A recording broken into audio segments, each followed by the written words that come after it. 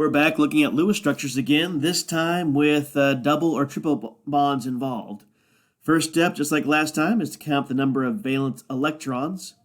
Carbon's in family 14, so it has 4 valence electrons. Nitrogen's in family 15, so it has 5 valence electrons. And the -1 charge means that we have gained an extra electron, so we'll add that in for a total of 10 valence electrons. Carbon again is 4. There are 2 oxygens. Oxygens in family 16, so they have 6 valence electrons. 6 times 2 is 12, plus 4 more is 16.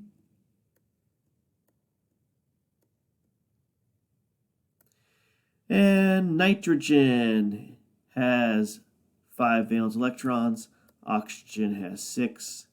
Chlorine is a halogen. It's in family 17, so it has 7.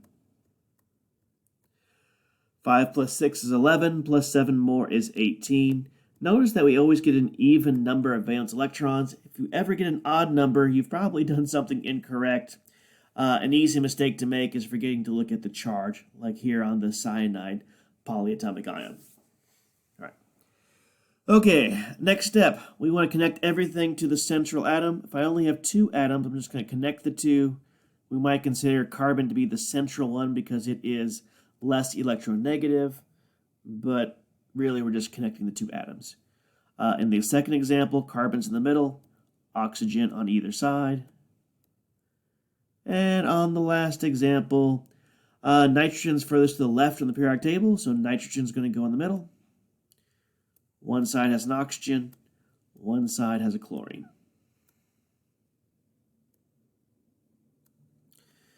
Okay, once we have set up the basic structures, we want to make sure that everybody has enough electrons to satisfy the octet rule. If you're doing this on your own paper, you might want to do this in pencil instead of pen, because we will be erasing some of these dots. All right, carbon is sharing 2 electrons, so it needs to have 6 more on its own.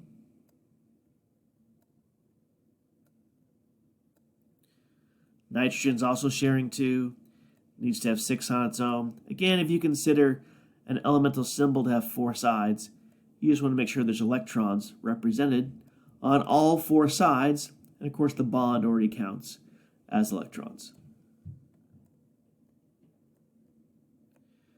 All right, need a pair above and below the carbon, and on the oxygen.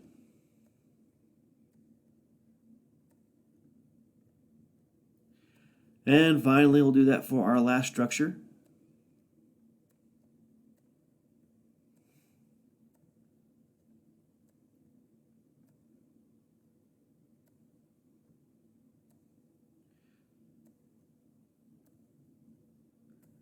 Almost there. Once we've added in the valence electrons that we think should be there if this was single bonded, let's count them up and see if it's the right number. Here we have 2, 4, 6, 8, 10, 12, 14. 14 electrons. That is not the right number. So unlike yesterday's notes, we're going to have to do something about that. Over here we have 2, 4, 6, 8, 10, 12, 14, 16, 18, 20. Again, the wrong number. I've got too many electrons here.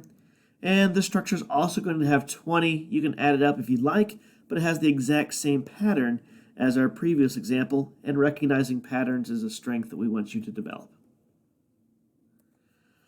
All right, so how do we fix that? Our new rule today says we want to make some double or triple bonds. If I make a double bond between the carbon and nitrogen, I'm going to have to erase a pair off of each of the ones I connected. That way, both atoms, this nitrogen here still has 8 electrons, and this carbon here still has 8 electrons. All right, it's going to take me from 14 down to 12. Still not the right number, So I'm going to have to go on and make a triple bond. Again, I'll erase a pair off of each of the ones I just connected. That takes me down to 10. That is the right number, and the last step when I have a polyatomic ion is to put that in brackets with the -1 charge on the outside.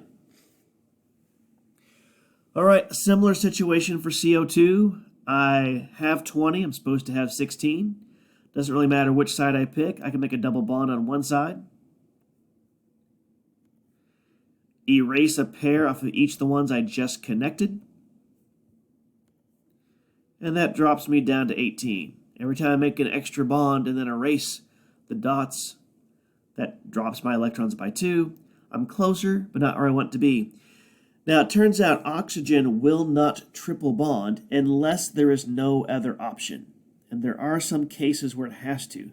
But in this case, I do have another option. I can double bond the other side and erase a pair off of each.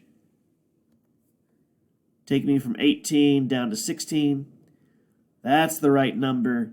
All right, that should be the structure for carbon dioxide, double bonded on both sides. Our last example here, I have 20 electrons, but I only want 18. So I'm going to need to make a double bond. Now, if I look at the finer points of the rules, the halogens, like chlorine, will only single bond. Things like oxygen will double bond, and things like nitrogen may double or triple bond. And so, while I can't form a double bond with chlorine, I can form one with oxygen. And so I'll put the extra bond over there. Erase a pair off of each. And that's it. That's the final structure. Takes me from 20 down to 18. You'll notice the structure is not symmetrical. We do not have the same bonds on both, and that is perfectly okay. All right. So, if you build your structure with single bonds and you have too many valence electrons, the way to still satisfy the octet rule with less electrons is to use double bonds or triple bonds. We hope that helps. Good luck on today's homework.